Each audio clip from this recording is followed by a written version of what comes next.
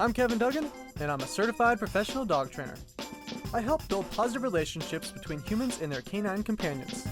I do this by focusing on communication and rewarding the behaviors that we want our dogs to do.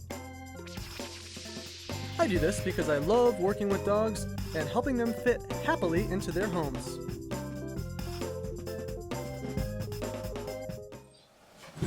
This is a process referred to as free shaping, and what it is you're basically holding treats out and getting your dog to offer behaviors to earn the treats. So what I'm using here are some small treats and a clicker. What I'm looking for here is for V to lift his left paw off the ground like he just did there.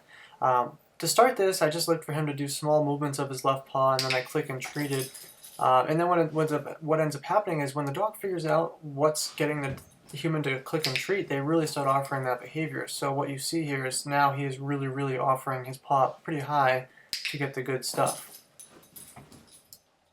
So this clip starts off with V raising his left paw because that's what we did last. And then what you saw there is he raised his right paw. When he raised his right paw, I clicked and treated because that's now the behavior I'm looking for. So I'm going to sit here and wait for him to raise his right paw. There he does it again, and I'm going to reward that.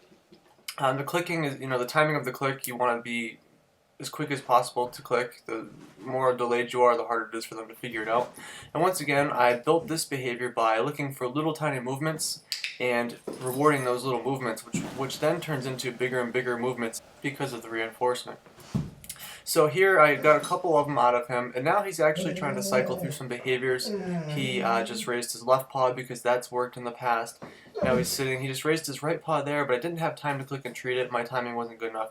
He puts his head on the ground there, which is something we've worked on in the past, and he actually just rotated his hips there as well, which is something we've worked on in the past. But it's all building up to waiting for him to do the correct behavior, which he does right here. I click and treat that.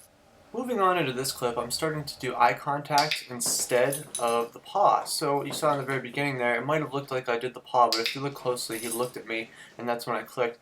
This is really important because eye contact is a good thing to teach your dog. It's good for them to look at you when you ask. So this is one way to teach it. And what I'm doing is just waiting for him to look, and I'm clicking and treating. In some cases, I'm not clicking right away because I'm looking for prolonged eye contact before I'm giving the reward.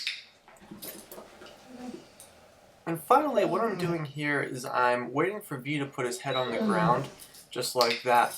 This is something we worked on in the past, and in order to accomplish this, we started working on him lowering his head just a tiny bit, clicking and treating that, and then building off of that to the point of him putting his head all the way to the ground.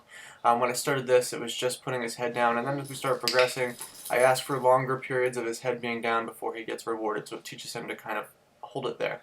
With all of these clips though, the idea is this is an easy way, or an easy and a fun way, to teach your dog different behaviors, all by letting them guess the behaviors and just rewarding those appropriate behaviors.